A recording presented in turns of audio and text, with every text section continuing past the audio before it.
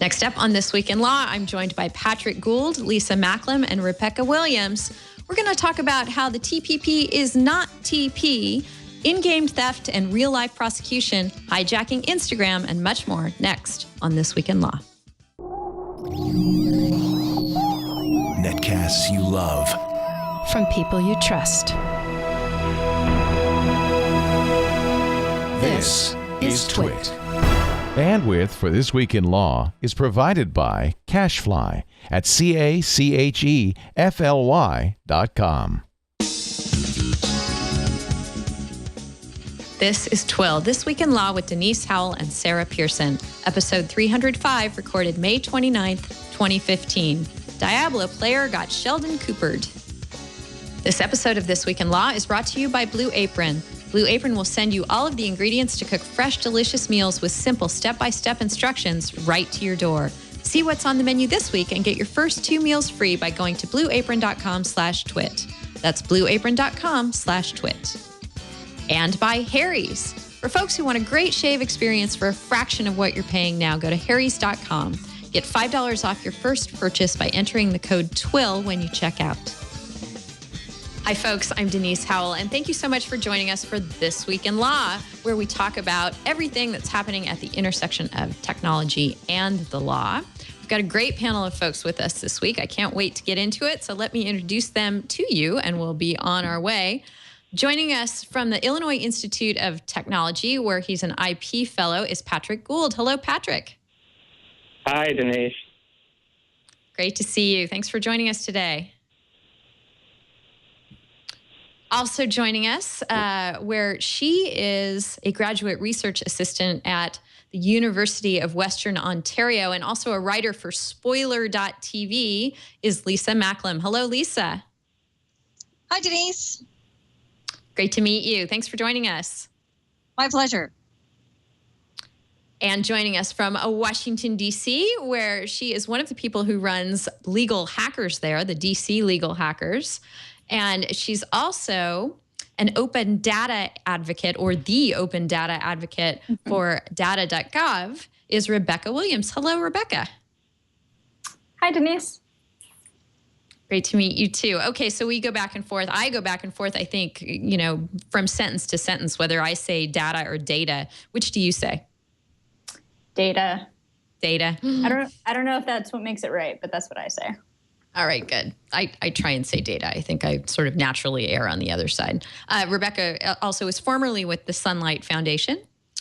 And you may be wondering where Sarah Pearson is. Sarah is off this week. My co-host couldn't join us this week, but she will be back next week. So hang tight for Sarah in the near future. But until then, we've got great stuff to talk about. Let's start on the entertainment front.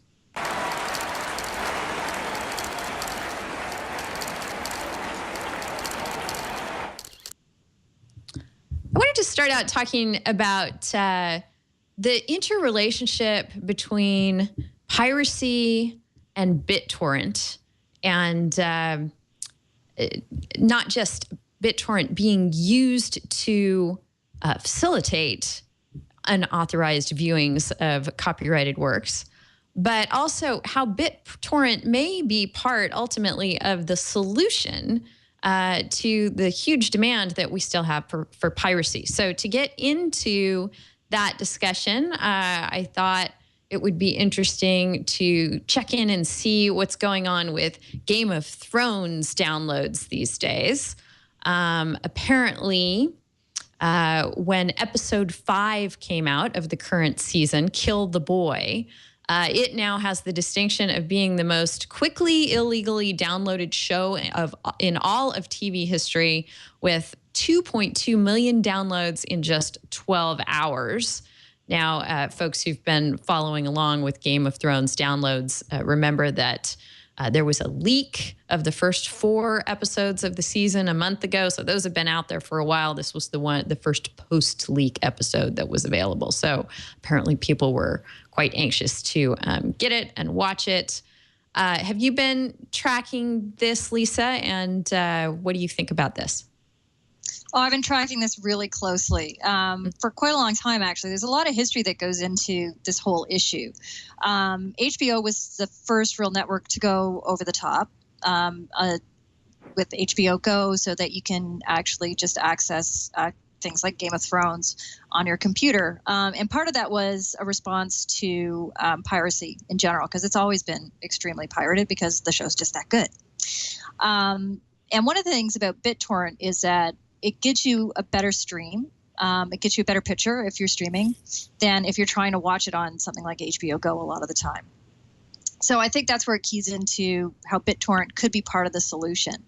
Over the top has really come about as a response to piracy, because people want to watch it when it's airing so that they can talk about it with their friends, right? They don't want to have to wait and get it later. So HBO Go is a great step in the right direction, but the other thing is it's also expensive.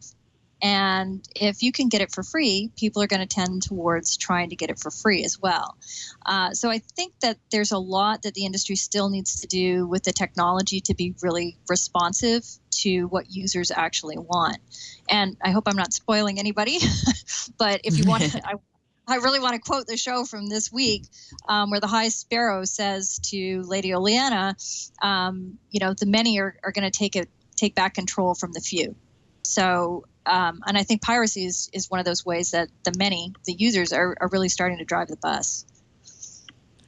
Right. And although HBO and others are trying to make steps that respond to the fact that people really want to be consuming shows in ways that they're not legally at this moment allowed to be doing it, they're just not there yet. And the Paul Tassi, writing over at Forbes, we have him in our discussion points for this week at delicious.com/thisweekinlaw/305, is talking about HBO Now being available, and the fact that I think says he doesn't have it, but he has HBO Go, and has just been underwhelmed, to say the least, by the ability to watch in any kind of satisfactory way. That there's always stutter and stop and blurry pictures, and that it just is a terrible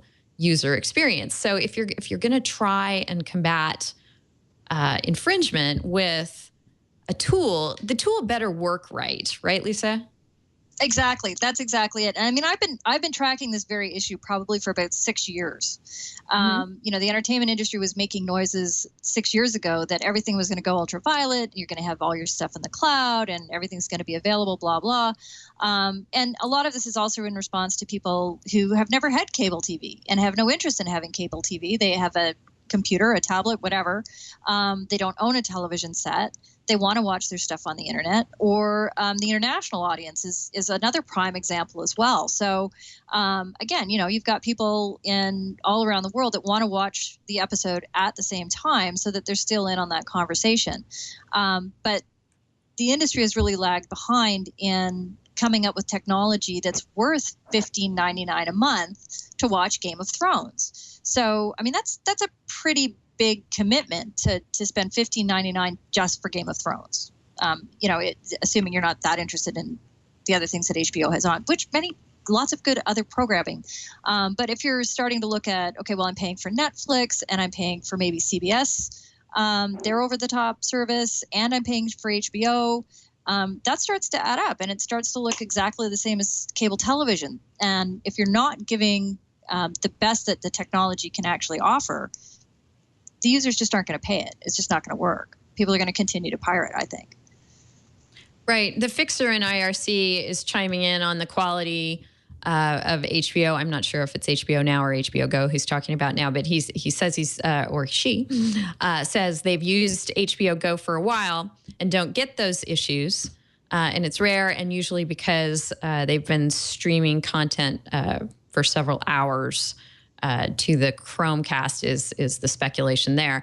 But in the article I mentioned, it talks about how these issues kick in because of a network issue, because they haven't managed to deal with the volume that they get when people are tuning in to try and watch the show all at once as soon as it becomes available.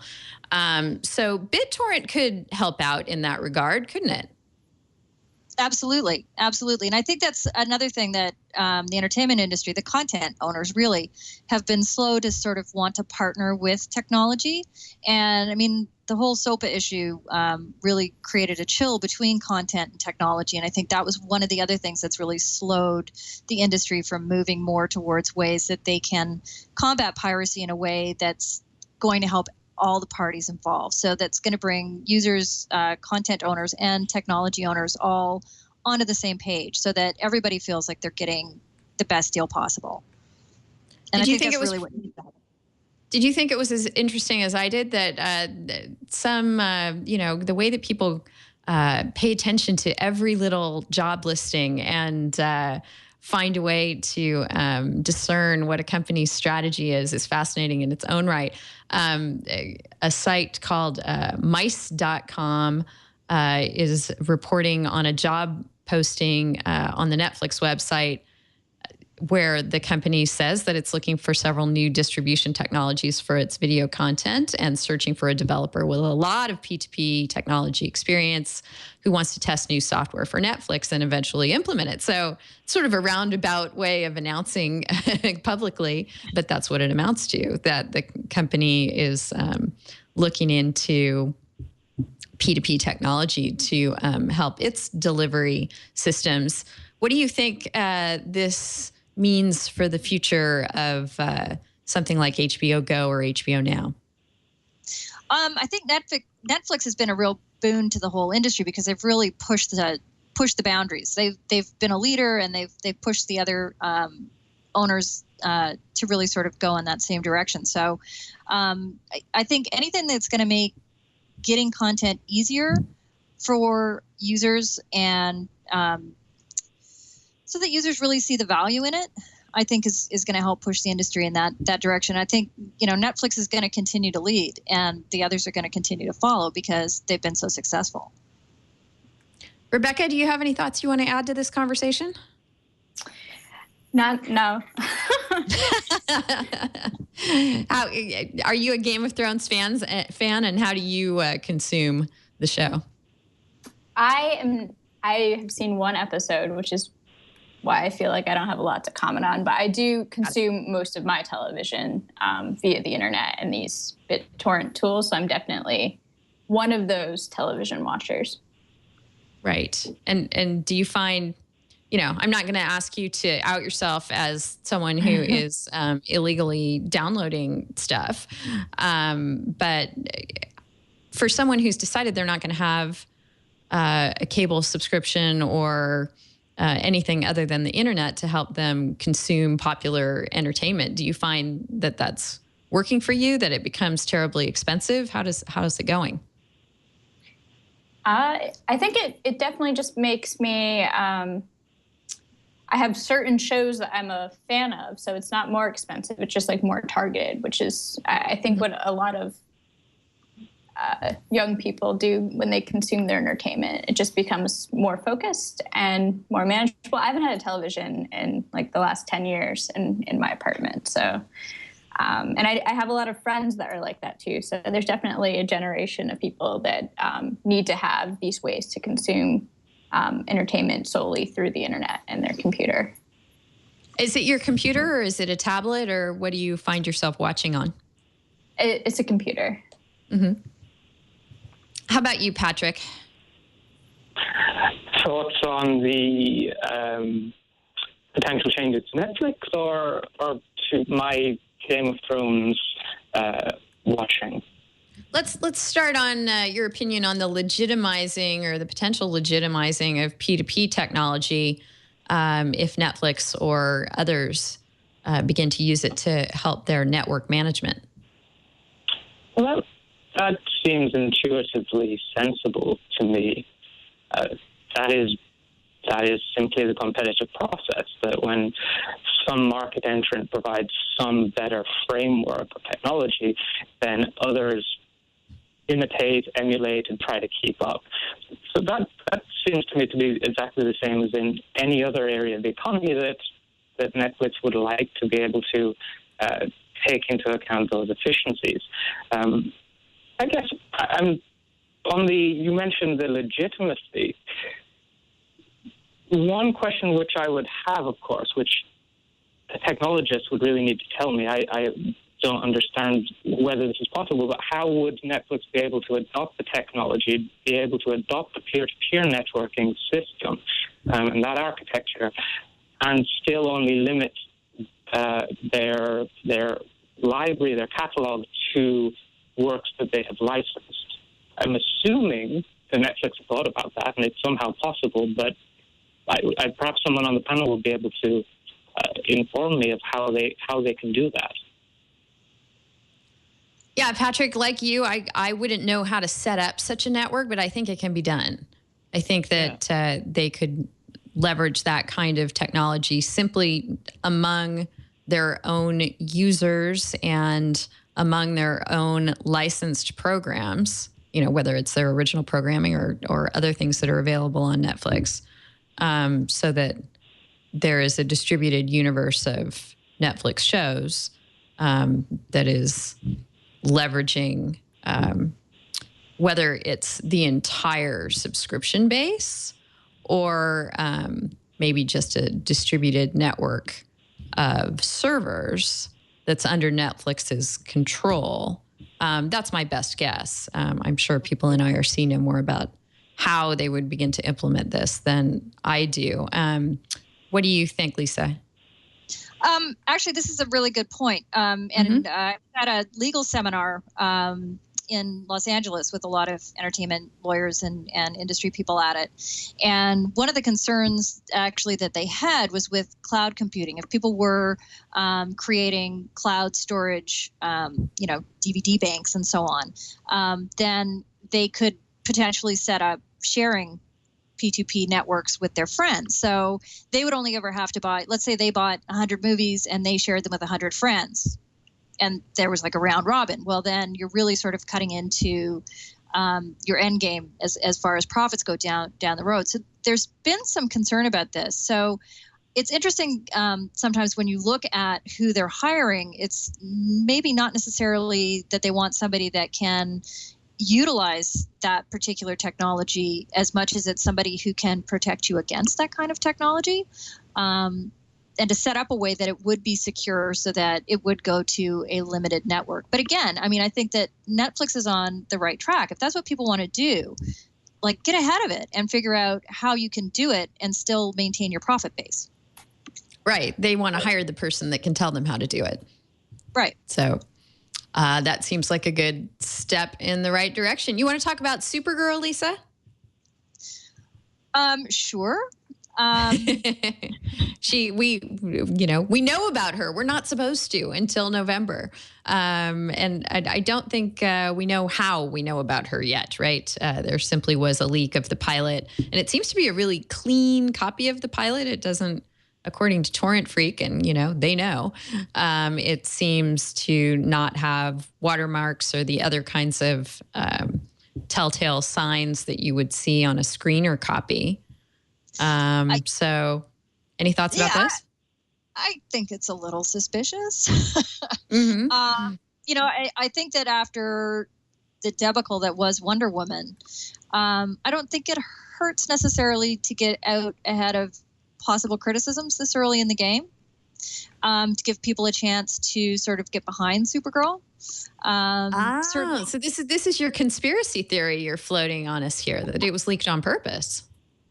I don't think that that's necessarily a far-fetched idea, particularly. It gives fans that much more time to get behind the idea, like I said, to get used to how this might be not exactly what they were thinking she would be, or to see how she is what they should be thinking about, and just to build a fan base before they even get there. Yeah, that's a fascinating notion, and maybe a really smart one. If they didn't do it on purpose, maybe they should take your comments to heart. I think we're gonna go ahead. I was just going to say it could also just be a factor that, I mean, CBS has also gone over the top. And is it possible that their over-the-top system is not as secure as it could be? I don't know. I mean, generally speaking, I know from Spoiler TV that when we get screeners for things, they are watermarked. And, you have to be pretty careful not to let those things out, because that's your bread and butter. And, they can track it back to you. So. Yep. That's absolutely right. You for folks who are doing screening, you need to be careful. I'm not sure do you know the outcome of the 4 episodes of this season of Game of Thrones, if they did track back where that screener leaked from? I didn't hear if they tracked it back, but I know we haven't had any screeners since then. So, So they think it's you then? No, it's not us. It's definitely not us. I'm kidding. No, but the whole screener universe may have suffered from that, is what you're saying. It's possible, but I mean, the other thing is, they don't really need to build excitement for the show. I mean, episode number 5 is a case in point. Right. All right. Let's do our first ad for the show. Thank our first sponsor for this episode of This Week in Law, which is one of my favorite sponsors of all time. Actually, we have 2 great sponsors on this episode. This one is Blue Apron. And it's definitely lunchtime where I am, and I'm starting to think about dinner. And if you are too, and thinking about dinner in general for yourself and your family, you definitely need to give Blue Apron a try. It's hard to find meals that don't compromise somewhere. You want them to be a good value. You want them to be quick to prepare. You want them to be absolutely delicious. You want them to be healthy. You want them to be fun to prepare. And that's where Blue Apron comes in. It's amazing. They make cooking delicious meals easy and fun by delivering fresh and ready-to-cook meals right to your door. And the price is great. You're paying about $10 a meal, a little less than that. They send you fresh ingredients, perfectly proportioned, with step-by-step recipe instructions, including beautifully printed pictures. This makes cooking the meals really easy and really fun. You don't have to go to the grocery store, and you don't have to buy, a huge bunch of broccoli. You're going to use a few stalks, and then it sits in your refrigerator and goes bad. This is a problem for me all the time when I do my own shopping and try and plan meals in advance. I'm constantly having to go through the fridge and weed out the stuff we never got around to. If you're using Blue Apron, you don't have that problem. They give you just the right amount for each of the meals that you're going to make. So I love that part that it's sort of the waste not, want not aspect of it. It's perfect for date night, cooking with friends. They even offer family plans with kid-friendly ingredients so the whole family can eat well and have fun preparing meals together. Each balanced meal is 500 to 700 calories per serving. It's so yummy, you'd never know that. And cooking takes about half an hour. Shipping is free. The menus are always new. They won't send you the same meal twice. And I love that the menus are something that you really want to hold on to and keep in your kitchen. So even if you're not going to get the same meal twice from Blue Apron, you can duplicate the meals really easily by just going out and getting the same ingredients yourself.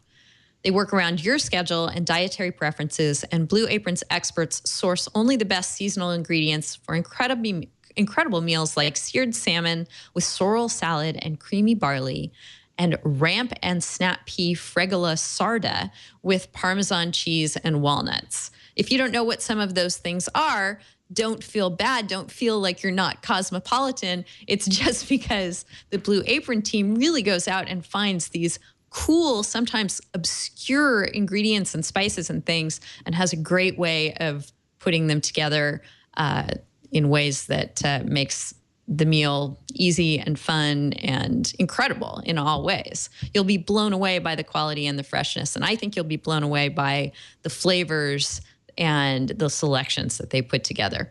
It's a better way to cook. Blue Apron. Check out what's on this week's menu and get your first 2 meals free by going to blueapron.com/twit. That's right, 2 free meals just for going to blueapron.com/twit. Thank you so much, Blue Apron, for your support of This Week in Law. All right. We were talking about copyright in the TV context. Let's talk about it when it touches the art world. Richard Prince, if you haven't heard of him, is an appropriational artist. He takes things that other people have, works that other people have made, and he tweaks them a bit and adds commentary and tries to shock a bit, and actually has been involved in a lawsuit already that he won that had to do with images that he appropriated from a book that was chronicling the lives of Rastafarians. And there were lots of photographs in there that were involved in this previous lawsuit where Richard Prince was found to have qualified for fair use under copyright law, that the work was transformative enough that the repackaged Rastafarian images were not infringing on the originals. So we talk about fair use quite a bit on the show, and I tend to be a big fan. But when you shift the context to someone's Instagram pictures, that's why Richard Prince is in the news now, is he's just participated in an art exhibit where his works consisted of other people's Instagram photos blown up, and the changes that were made had to do with commentary at the bottom, where the original comments were taken out and replaced with things that Richard Prince juxtaposed against the images. And these pieces were selling for $90,000 a piece. So I think this sort of takes fair use and makes people think about it a little differently. And, you know, I don't know if the outcome would be the same if one of the owners of the rights to these Instagram pieces were to sue. One of your colleagues, Patrick, Christopher Bucafusco, also from the Illinois Institute of Technology, has a piece at MSNBC where he thinks the fair use argument is actually stronger here than it was in the original case. What do you think? Yeah, that's a good question. Not to be controversial, but I actually wonder if the fair use argument is weaker than in the Cario case. So there's at least 2 points we need to consider when thinking about whether this is fair use. Of the 4-factor analysis that fair use is based upon, the 2 most important questions are, 1, was the use transformative under the purpose and character analysis? And second of all, does it harm the market for the original work? Now, if we look at the first one, the transformative issue, did Richard Prince add some form of new expression or new meaning to the original work? In Cario, in 25 of the 30 pieces in question, the court described Prince's reuse as adding a real new aesthetic. He really transformed the way the original photographs looked. In some cases, the original photographs were entirely unrecognizable. Has the same happened here? I'm not sure. I think this, from an aesthetic point of view, looks far less transformative. From an aesthetic point of view, is merely taking the photographs, blown them up, and added a 1 or 2 lines of commentary underneath. So it seems to be less transformative in Cario case. Then the next question is the issue of market harm. Well, again, here the subtleties of fair use come out.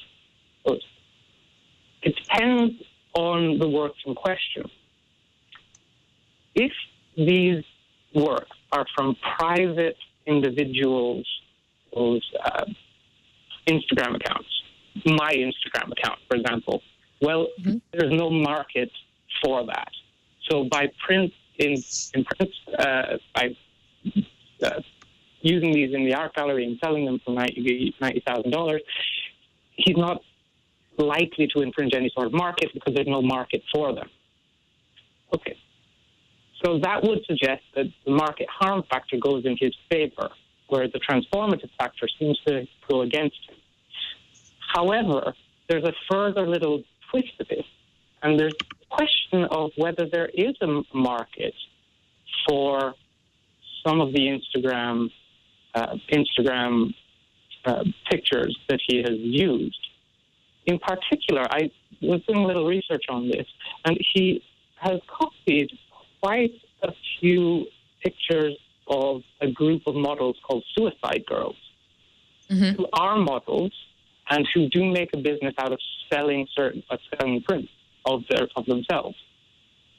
I don't know whether the print or whether the pictures on Instagram are photographs that they're going to sell, but if they are selling these pictures, then there might be a market for those pictures, and therefore Richard Prince may suddenly harm that market. So the fair use analysis is complicated, but if we say these are less transformative, and if in the case of something like Suicide Girls, where there may be a market for that, then there could be market harm. So for these reasons, I think this is a more complicated case than carry use. Yeah, I agree with you. I agree that these appear to be less transformative. I don't know if I think that the market argument should carry the day here. That maybe this is a good example of existing copyright law colliding with existing technology and maybe not playing so well with it. That I think the people who took these photos anticipate that they have more control over their use than they might actually have under the law, and that maybe this is an area where the law has to evolve to take that into account, that maybe the market for their works needs to be looked at a little bit differently as a potential market, as something that involves maybe not precise proof of what they could make off of sale of the pictures. I don't know. I mean, it seems to me that this is a collision of expectations here. These are not works that people licensed for use, as far as I know. So they were just flat out appropriated and transformed slightly. And the gloss of them being partially photographs of recognizable public figures like the Suicide Girls, that just makes it a, IP professor's kind of dream situation where they could also have you talk about the right of publicity that the subjects of the photos might have to object to their use. Lisa, any thoughts? Yeah, actually, I thought this was a really interesting case because I followed the Prince and Carey case very closely as well. And, of course, some of the original paintings from the Carey case were remanded back to the lower court because they weren't seen as being transformative enough. I think that he probably might have a better case, actually, for transformativeness here than in the original one that might have been something that he thought about in this instance as well, because one of the things that he said in the original case was when they asked him, well, were you trying to make a parody on the Carey stuff? And he was like, no, I didn't really think about that at all. And here he's very clearly made comments about the pictures. So he's added that extra element deliberately that he didn't say he did deliberately with the original, with the Carey ones, with the Rastafarian photographs. So I think there's maybe an issue there. I think there's lots of ways that you can also approach the fourth prong, the market harm. If you look at sort of why are people posting on Instagram? What are they hoping to get out of it? Are they hoping that people will retweet, that they'll like it, that they'll be more widely disseminated? And in that case, there's sort of getting what they want by being included in this exhibit. But I think for sure, the right of publicity issues and so on really complicate this as well. Oh my gosh. And Reverb Mike in IRC just threw in another really funny wrinkle. I think this is what he's getting at. He says, wait, I recognize that tattoo. So if one of the pictures had involved a tattoo that someone was asserting a copyright in, you could have yet another layer of funny twists to talk about. Yeah, I'm not sure how this is going to come out. I'm not sure if someone is going to sue about this. I would imagine that one of the photographers might take umbrage of their works being used in this way. What do you think, Rebecca? I agree that it's like an IP professor's dream, this case, but I guess I'm thinking of it more from an art perspective.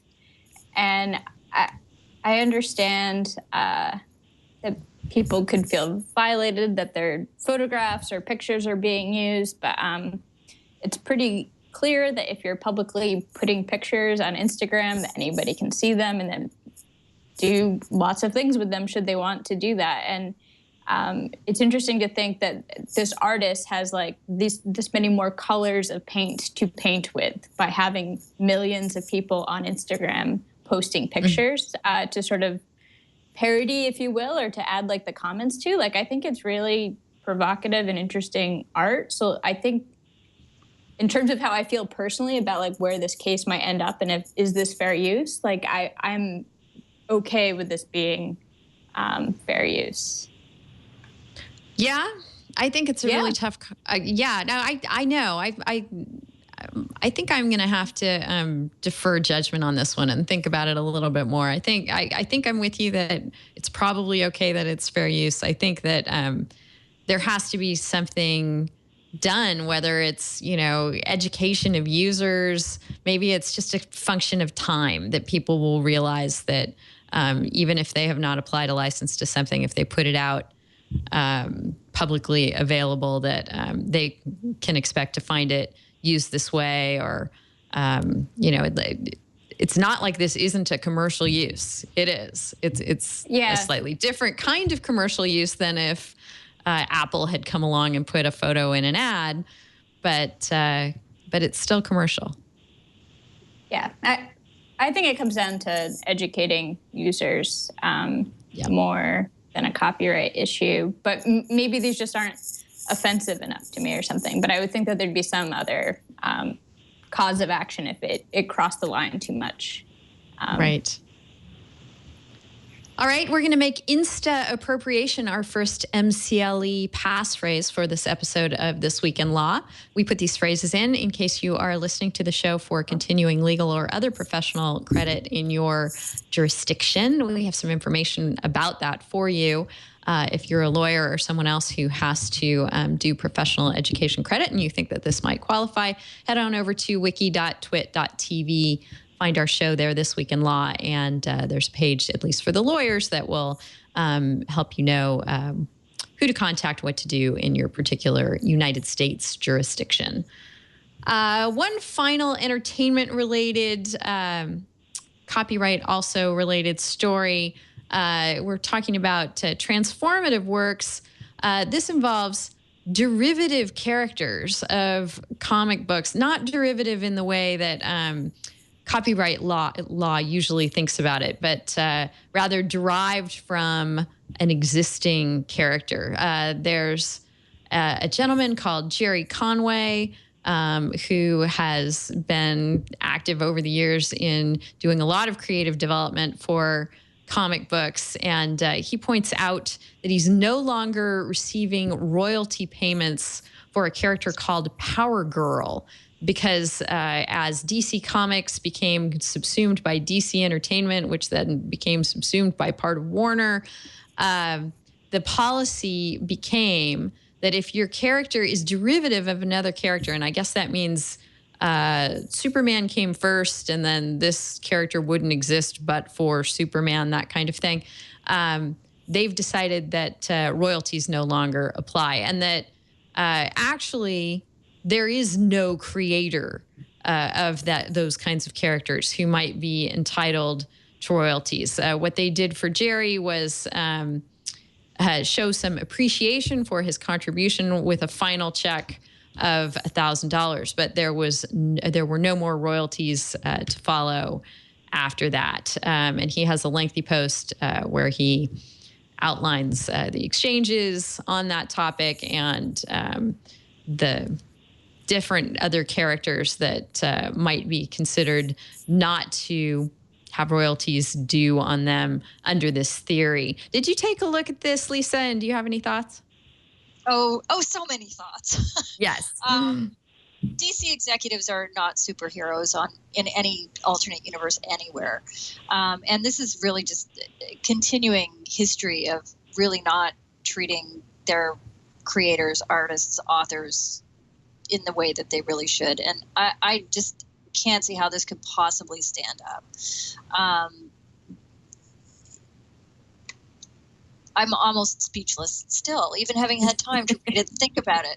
Right. There's a case, there was a Canadian case as well that sort of popped to mind when I was reading this, and it's a little bit off topic, but a fellow who had done it was called a Robinson Curioso little cartoon thing, and he'd gone in and pitched it, and then about 3 years later, the people that he pitched it to suddenly had this new series that was so clearly based on his original idea, but they tweaked things just ever so slightly, and they lost, which was good. But I'm giving you a real précis of it, and I think that DC should lose should they be taken to court. Quite frankly, I mean, I don't see how this, as you say, I mean, it doesn't even stack up as derivative works are described in the Copyright Act. So, DC's not getting it very right, I don't think. Yes. Well, we'll see if Jerry or other artists decide to push this one and push back against this policy and try and take them to court.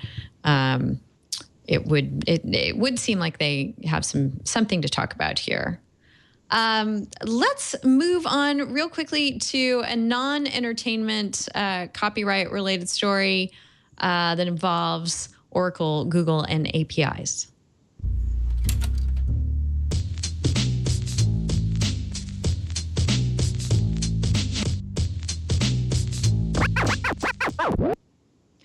This is more of just an update than the need for us to get into a lengthy discussion.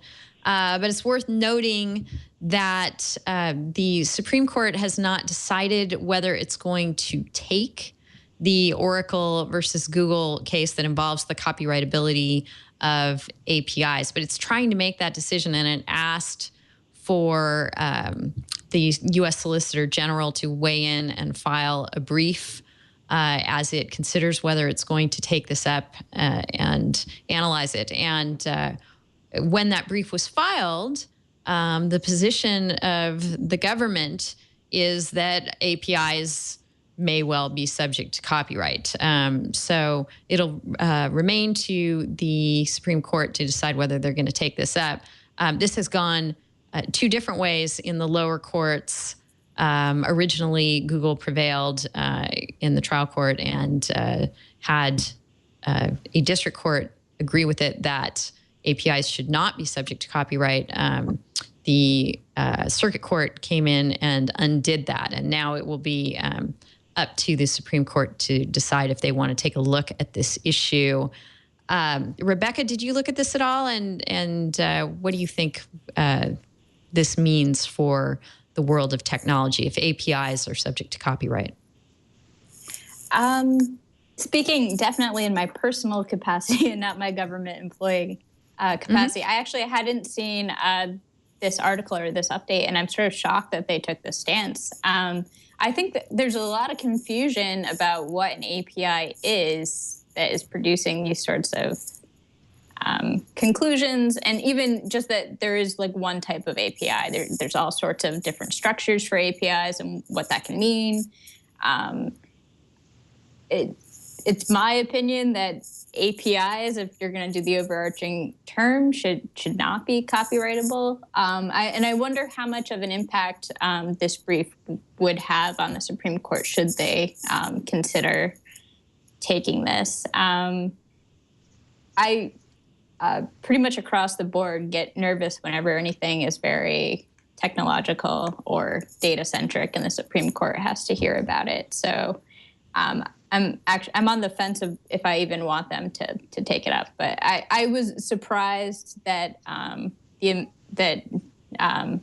statement came out at all. I would have remained silent on it if it was my or come out the other way. Yeah, I don't know. I don't know that the Solicitor General is allowed to remain silent, right? When the Supreme Court says we need you to weigh in, they pretty much have to do that. Totally far afield from what we're talking about, but I thought I'd get your reaction to this, and this seems like a good time to get it. Is Ben Balter? Is that one of your colleagues at DC Legal Hackers? Yes. Yes. So he noticed that a congressman, Jerry Connolly, I'm not quite sure where Jerry's district is or what have you, but he's the first congressman on GitHub, which I thought was fascinating. Yes. I'm surprised that like Darrell Issa isn't on GitHub already, but yeah, they're doing more and more policy work on GitHub, which is also a place where you can monitor, track changes in policy documents in addition to code. And Ben Balter was one of those proponents to have government use it. He was a Presidential Innovation Fellow before he went and worked for GitHub directly. And he definitely affected having a variety of tech policies on GitHub, others being the open data policy, and then as a result of the Data Act that passed last year, the standards for federal transparency spending have been argued about and discussed on GitHub directly, and now the FITARA policy, which is also another tech policy. So it's not just regular laws; it's tech laws. So presumably, if you're interested in technology, you're aware of GitHub and might know how to use GitHub to comment on these sorts of things. But yeah, I saw that. That was very interesting. So back up a second and tell us how Ben wants lawmakers to be using GitHub. You're saying they're not code; they're policy documents. Are they proposed laws?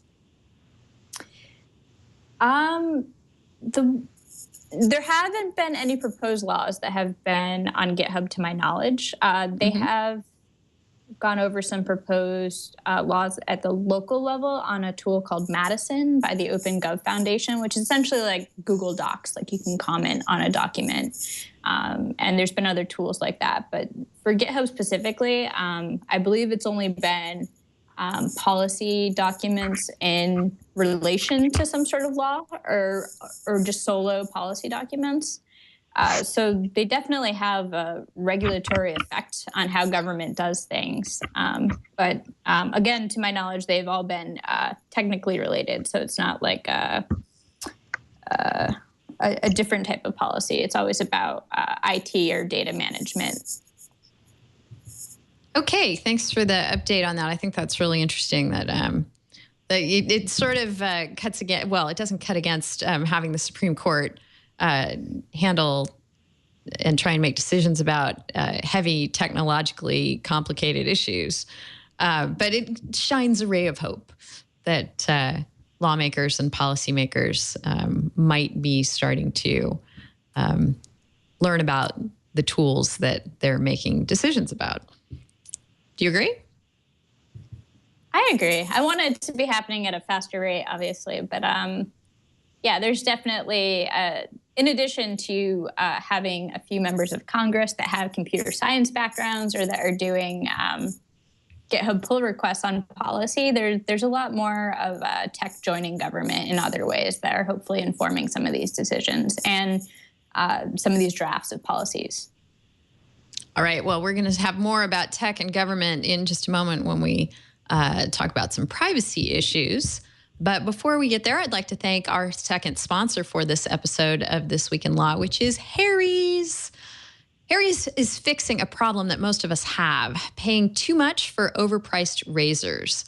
Let's admit, shaving's not fun. Sometimes we cut or scrape ourselves on dull blades. Razors are expensive. They can run about $4 a blade, and someone who shaves every day spends hundreds of dollars a year just to get just on razors. And when you do go to the store to buy them, sometimes you have to deal with those pesky locked up plexiglass cabinets. The last time I had to get a particular brand of razor, I remember bringing this whole huge, it was like a plastic treasure chest up to the Target cashier, who then had a heck of a time opening it to begin with so that I could check out. Well, Harry's is fixing all of this for us. It gives us high quality razors at about half the price of those big brand blades.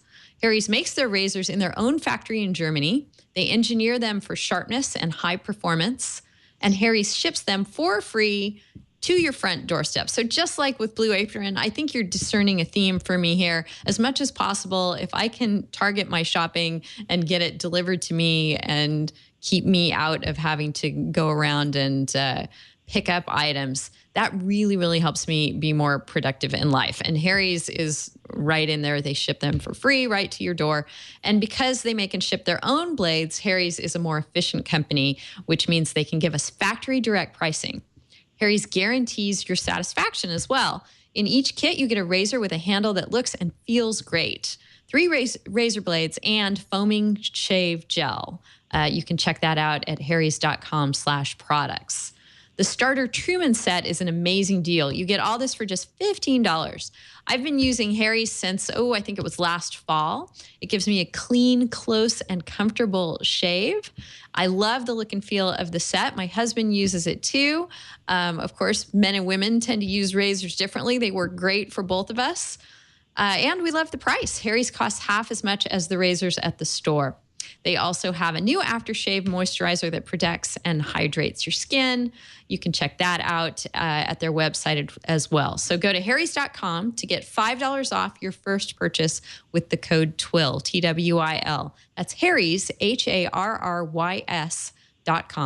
Enter the code TWiL at checkout. Thank you so much, Harrys, for your support of This Week in Law. All right, so what is the NSA going to be up to as of Monday? Let's take a look at that.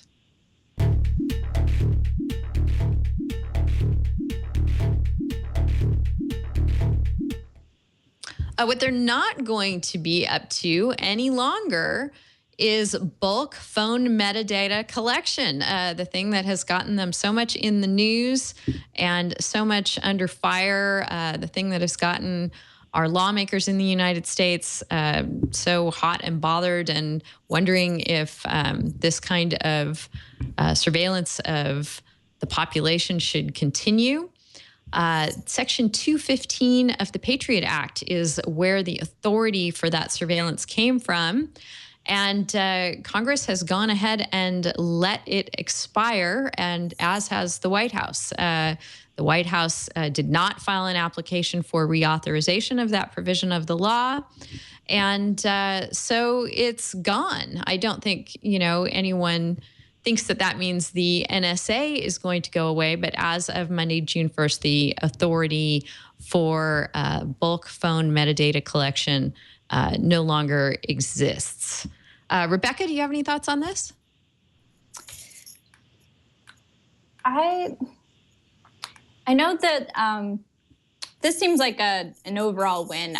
If we want to talk about the USA Freedom Act at all and whether that passing was good, I know that there's some debate amongst the privacy community if that was precise enough or opened up a separate thing, and that's why it wasn't passed. And I would defer to my ex-colleague Sean Vitka at the Sunlight Foundation and read some of the stuff that he's been writing about USA Freedom Act. But so that seems like more controversial. This bulk phone collection expiring seems right on, and it's unfortunate that you can't. There aren't ways to vet whether this is happening as a member of the public. All right. Patrick, do you have any goodbyes that you want to say to bulk phone metadata collection as it loses its federal legal authorization? Well, I guess, I'm not a privacy scholar, but at least a couple of things stand out. One of them is, in my understanding, the NSA is operating on a number of different legal provisions, not just Section 215 of the Patriot Act. So one of the questions I would certainly have is, even if this section is gone and this particular program is gone, what other programs remain? That would be the first issue. And then the second issue would be, so there were, as I understand, representatives of the NSA in Oxfordshire in England recently talking about these very issues. You could see something happening akin to what's happening in the intellectual property environment, where there could be a greater push to get international efforts and codify certain requirements at the international level, which would then bind the U.S. Domestically as well. So, as we said, goodbye and so long, but I would just wait a little bit before being 100% sure that it is really goodbye and so long. All right. From Canada, Lisa, any goodbyes to this kinds of surveillance you want to bid for us? I wish I could. Unfortunately, in Canada, we're just having Bill C-51, which is a huge cybersecurity surveillance bill that's just been pushed through. That's basically very much like the Patriot Act. So what I'm really hoping for is to say goodbye to the Harper government come election time. And then we could talk maybe more about it, because, I think that I found it really interesting reading that they said that 9/11, it wouldn't have been prevented through this kind of surveillance. So, really, what good is it actually doing? Right. Okay. Well, we'll have to wait and see. I like Patrick, tend to, just because the authority doesn't exist doesn't mean that the practices are necessarily going to grind to a halt, or maybe there will be an alternate authority that rides to the rescue. So we'll, I tend to just want to wait and see see how this all unfolds. But thought that was worth at least noting. Since we're talking about legislation and policy, let's continue to do so on some other fronts.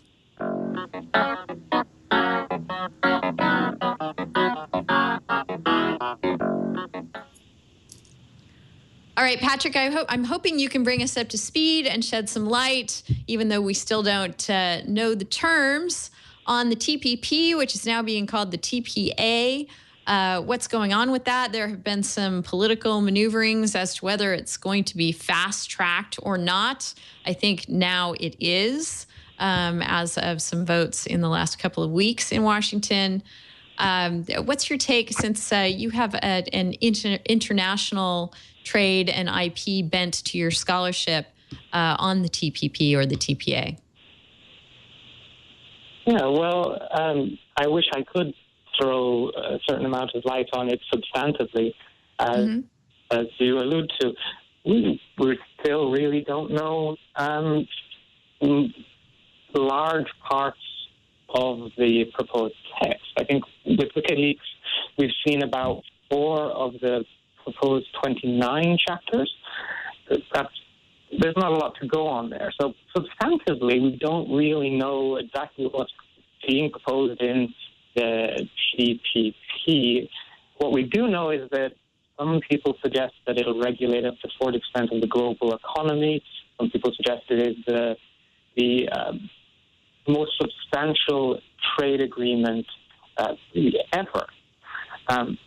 And of course, there was briefly this point about the proposed addition of a tribunal whereby multinational corporations could challenge local and state policies which potentially hamper their future profits.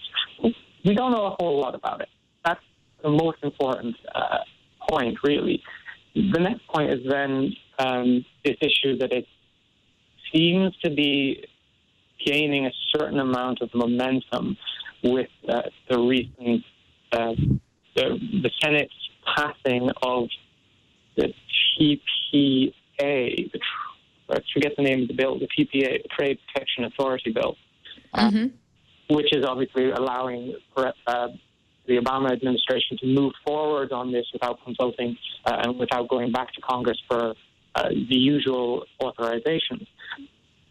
So you take those two things together, and it's quite a clear picture. You have a trade agreement, which is largely unknown to most citizens, most people around the world. And at the same time, you have it going through this extraordinary fast-track procedure within Congress. So there's certainly reasons to be a bit skeptical and be a little bit worried about this. Will this go the same way as ACTA, which is pretty much now defunct? Maybe, but I don't know. It does not at the moment appear like there's the political bad will against TPP in the same way as there was against ACTA. So a lot of uncertainties is really the bottom line. Yes, that seems to have been the case with the TPP from the get-go, since nobody knows officially what it's going to consist of yet. So again, we're in stay tuned mode there, but the fast tracking of it is at least worth noting and potentially problematic. It's looking like it's going to become finalized without a whole lot of, or really any official public review. So it's something to keep an eye on. Have you taken a look at any of the leaked segments that relate to intellectual property? Actually, not so much with respect to intellectual property yet. I've been quite interested in this tribunal aspect at the moment, whereby there's a proposed tribunal for multinational corporations to challenge certain state and local regulations if they interfere with future profits. It's quite a nebulous term. That at the moment strikes me as quite interesting. You wonder what the relationship between such a tribunal and the WTO dispute settlement body would be. Kind of, as I alluded to, you wonder what this idea of future profits, any sort of regulation which harms future profit, any sort of profit which could be made in the future, is subject to certain penalties. Well, that seems to be the most controversial issue right now, mainly because we know a little bit more about that than we do about the intellectual property laws. Right. Okay, shifting gears here just a bit. I want to get to this before the end of the show because I think it's pretty fascinating. We were talking about lawmakers using GitHub.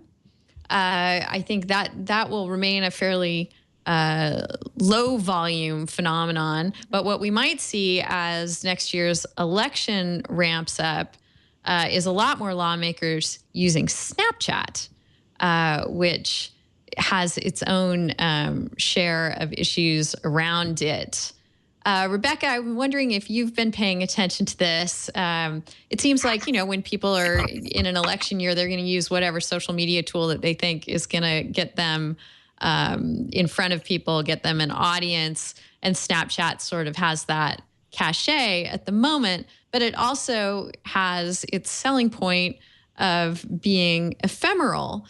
So when you combine that with election-related communications, you might have some issues, don't you think?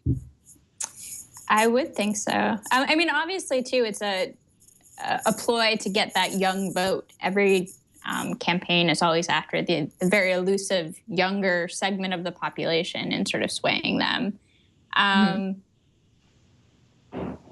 There's definitely, this is almost like an Uber situation where I feel like you're avoiding traditional regulatory provisions by some technology that we just didn't think of when we were creating the regulations to begin with. I haven't been following it too closely. I'm looking at the article that you've shared around. I'm wondering if you guys have thoughts on where this is going to land. I feel like with a lot of FEC stuff, some things are allowed to happen if there's just not enough bandwidth to come down on them happening. And so I feel like Snapchat is going to be used. And my prediction would be that there's not going to be a ton of consequence, but if there are cases that come out of this, that'll be really interesting. Right. it seems like the Federal Election Commission might be a little behind in thinking about the fact that politicians are going to be using Snapchat or already using Snapchat. This article is in Fusion, and they asked the FEC for a comment, and we're told that the commission has internet regulations, but they don't specifically cover apps. There are some advisory opinions on things that could be close to this. And it doesn't do away with the subpoena process you would ordinarily have. You can subpoena email. They say, the FEC says, tweets are public. You can examine archived records. And I think the Federal Election Commission would want to be sure that if these are communications that are supposed to be part of the public record, that they are preserved. What do you think, Lisa? I think Snapchat really does open some really interesting issues. I mean, if it's completely ephemeral, do you then treat it like just a conversation because it's here and it's gone, but you can take a screen cap? So if somebody has a screen cap of a provocative picture or whatever, then presumably they have proof. So yeah, I think this is one of those things that's just kind of ahead of where the law can deal with it, as Rebecca said. Yeah. I think people at the Federal Election Commission are probably writing policies on this as we speak. So there is a good piece in Fusion about this that I encourage people to check out by Brett Logirato. Any thoughts, Patrick? Yeah, well, apart from the obvious that I think politicians using Snapchat presents lots of certain things, and if what they're doing is communicating about electoral policies, I think that's probably the worst thing. That's probably the best thing they could be doing with an app like Snapchat. But really, I mean, it's an evidentiary issue of how ephemeral are the snaps. Now, I was under the perhaps misunderstanding that they were not necessarily ephemeral, but they could be stored in some way.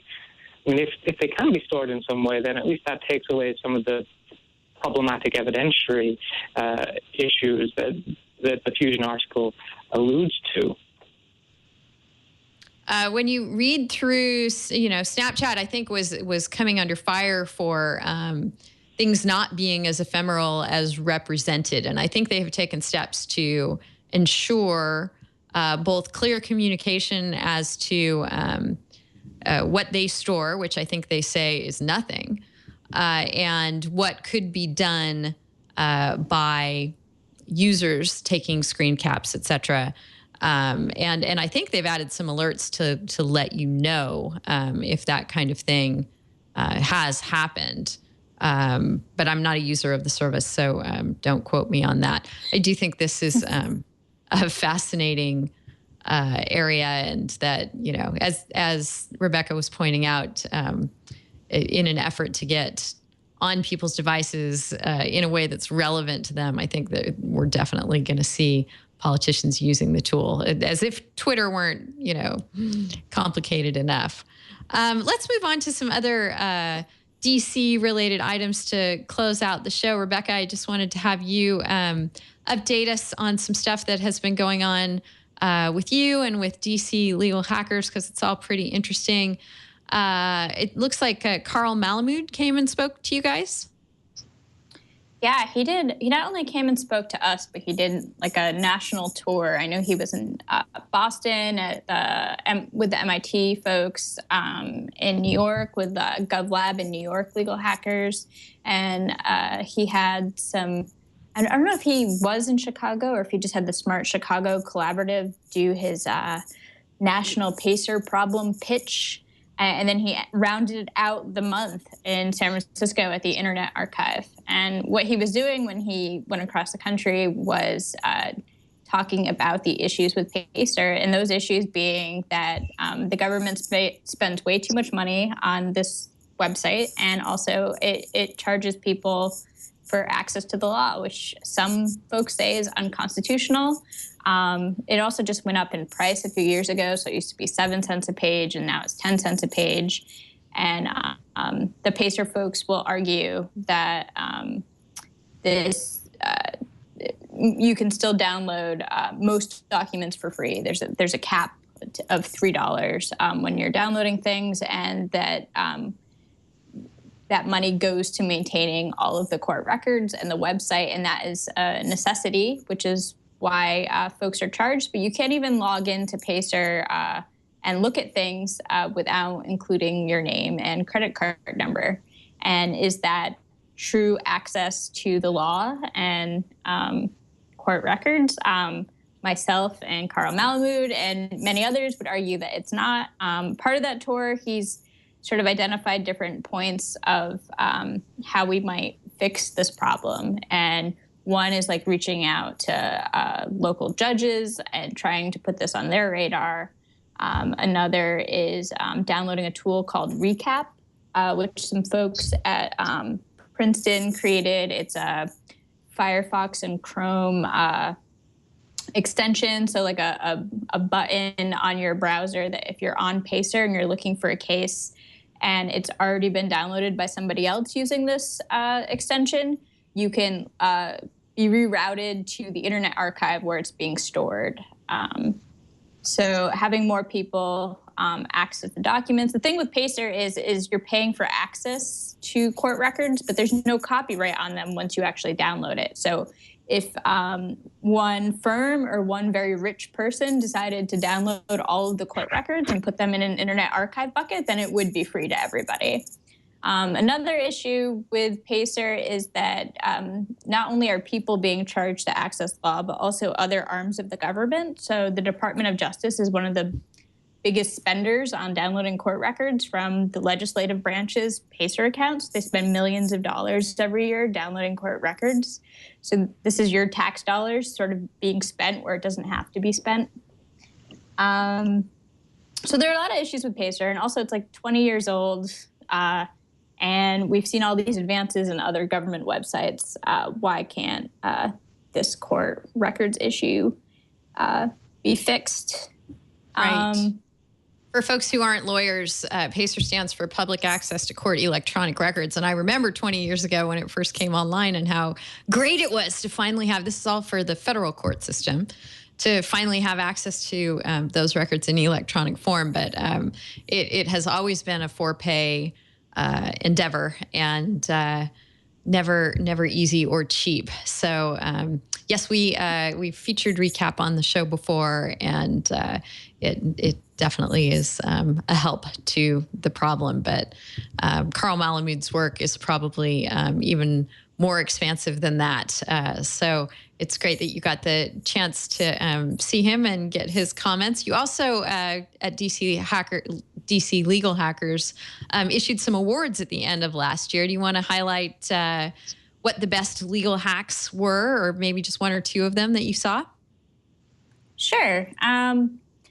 So at the end of 2014, we had a Hackies ceremony. So part of DC Legal Hackers, we saw that a lot of folks were working on law and technology projects. And we actually originally we were thinking of just giving out an award to the best company, the best organization, and the best hack.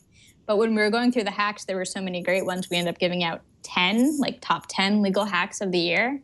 And a couple that I will highlight is Colin Strangers, a professor at Maryland's law school. And he works on Scoutus Mapper.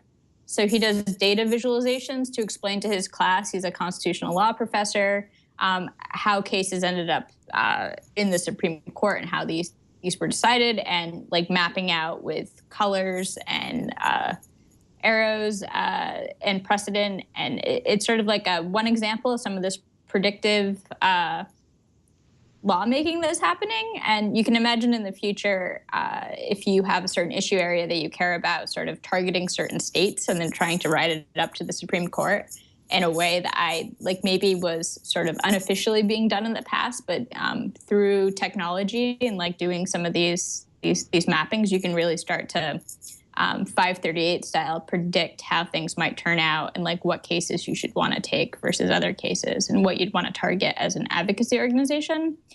Some of the other ones that we highlighted were both done by David's Vantage. He also got our Legal Hacker of the Year award. He was, as of last year, the attorney for the district council, so counsel for the district council.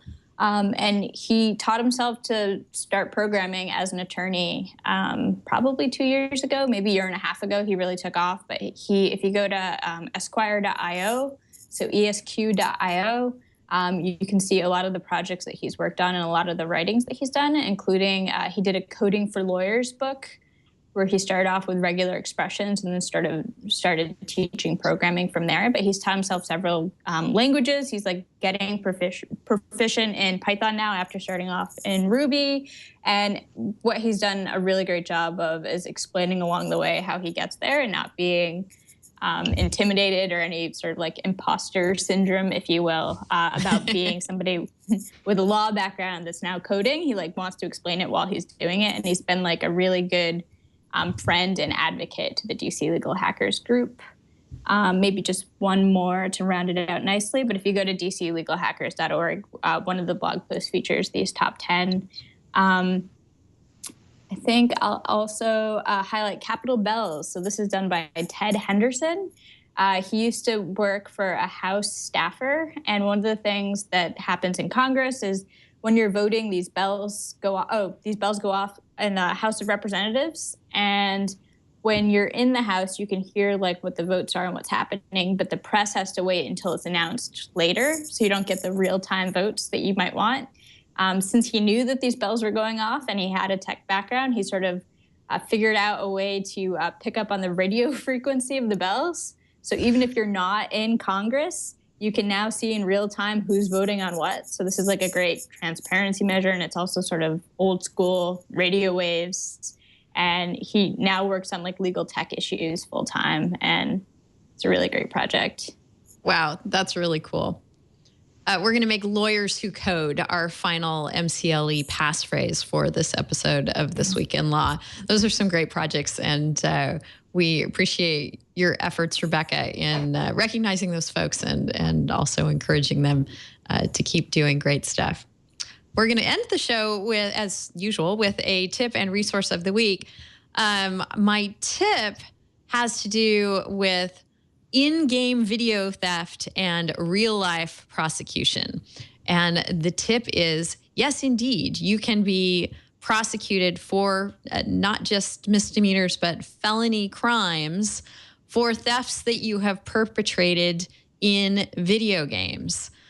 This goes all the way back to the summer of 2012 when two folks playing Diablo 3, one in California and one in Maryland, got together, and one of them claims that he did not actually know what was going on. The other one knew that what he had set up was a RAT, a remote access tool, that they got other gamers to click on. They had some photo, screenshot of a rare item or something that a player would click on using the forums for the game, et cetera. And then once they had access to that player's computer, they would take over their Diablo character and make it fork over all its stuff.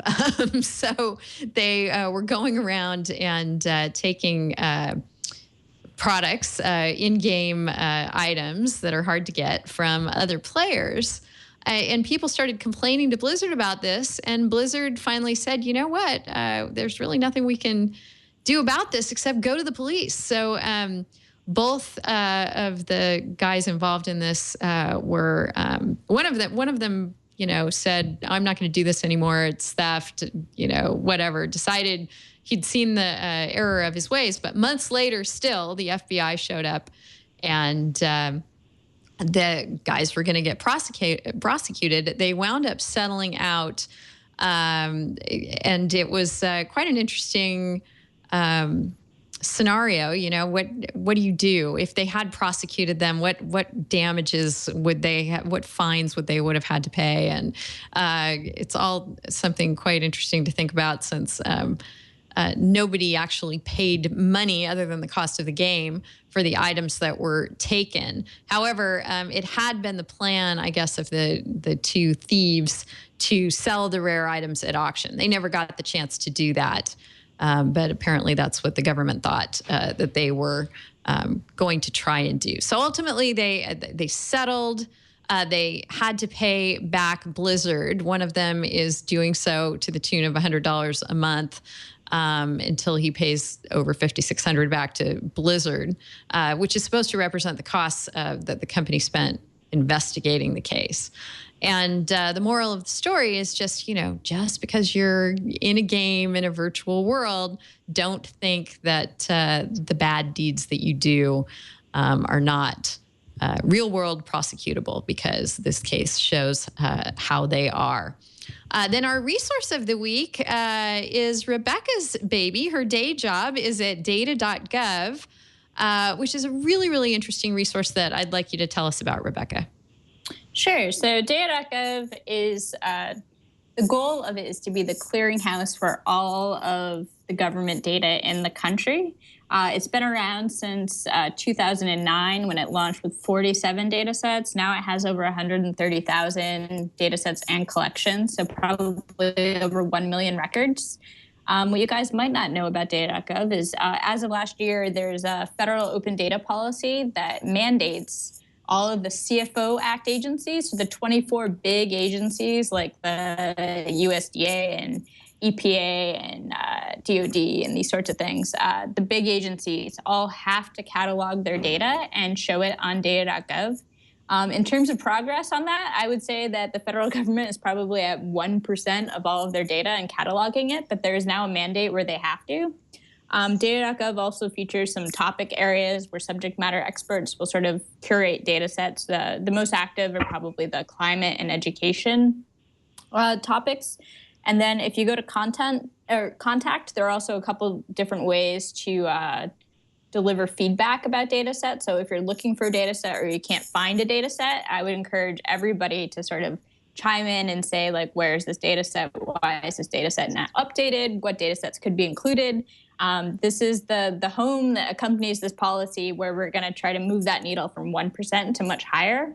All of this is also cataloged with a standard metadata schema that is also part of schema.org. So hopefully if you're Googling something, you will also more likely end up at data.gov to find federal data sets. And to eventually you will find one data set and then see like 5 data sets that the government collects that you didn't know about listed underneath, so you can discover new data they didn't know already existed. Yeah, really interesting stuff. I encourage people to go through and, whether you're searching for specific information and using the search engine there, or just, if you're interested in a particular topic, if you go to one of those, you're going to get a whole feed of information that you might not have even known was available, such as the emergence of video games in I'm just looking under education right now. Emergence of video games in education, bullying rates, etc. Just really cool stuff. So thanks so much for working on this, Rebecca, and for sharing it with us today. Thanks. All right, I think we're going to go ahead and wrap up this episode of This Week in Law. It's been super fun talking with you all. Patrick Goold in Chicago. Patrick, anything going on at the Illinois Institute of Technology or with you that you would like to let people know about before we end the show? Well, at the moment, we've just wrapped up our spring semester, so things are getting a little quieter right now. But if you want to, if there's any intellectual property scholars or practitioners or people with interest in that or any of my work, DePaul College of Law will be holding Intellectual Property Scholars Conference this year between August 6th and 7th. I'll be presenting there. It's the largest gathering of intellectual property professors in the U.S. and maybe even the world. So that would be an excellent place to engage with me or any of these other issues. That's great. They're all going to be writing their fall exams around Richard Price, no doubt. Let's move on to Rebecca. And Spoiler TV is where they can find you when you're not. I'm sorry, I meant Lisa. Spoiler TV is where they can find you when you're not doing research at the University of Western Ontario. Anything you want to highlight before we go ahead and get out of here? Actually, I'll be presenting at the IPSC Scholars Conference in Chicago as well. So, Patrick, I'll see you there. Mm-hmm. And you can look for my next review of the last Game of Thrones going up on Spoiler TV probably in the next 12 hours or so. Jump in, say what you think, what you thought of the episode. And I've got a couple other conferences coming up on fan study type things that I'll be doing, one in Toronto and then one in Paris later at the end of June. So it's going to be a busy summer. Really cool. Thank you so much for joining us, Lisa. Thanks for having me. And Rebecca, it's been really great talking to you, learning what you're up to there in DC. Anything you want to highlight before we get out of here? Just legalhackers.org generally is where we collect all of the legal hacking communities around the world. There are more every day. I think it's over 50 now. DC Legal Hackers is the branch that I help support, but I'm also joining the board of the larger outfit.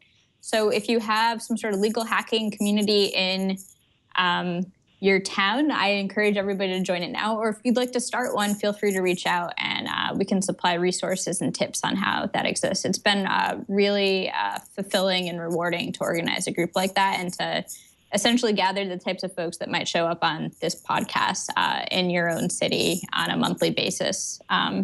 There's a lot of discussions that we've facilitated that I'm not sure would have happened otherwise. And there's been a lot of great introductions and hopefully more progress about teaching lawyers about technology and vice versa. Yeah, it's a really great movement. Thanks so much for helping people keep it going. Thanks so much for joining us on this episode of This Week in Law. If you've done so live, that means you've joined us at 11 o'clock Pacific time, 1800 UTC. That's when we record the show live. We're really glad if you're able to join us then. But if you can't, don't worry. The show is available after the fact on demand at twit.tv/TWiL. Our whole archive of shows is there, as well as instructions for how you can watch the show on whatever device, in whatever way that you like.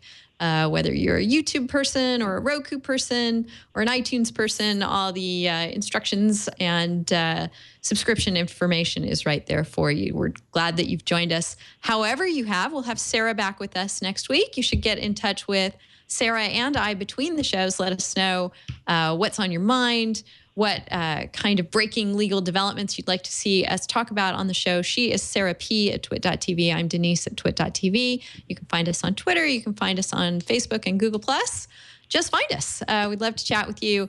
Love to know who you think we should have on the show, what you think we should discuss, what you've thought about based on, for example, Snapchatting politicians, and anything else that you want to share with us. Please do get in touch, and we'll see you next week on This Week in Law.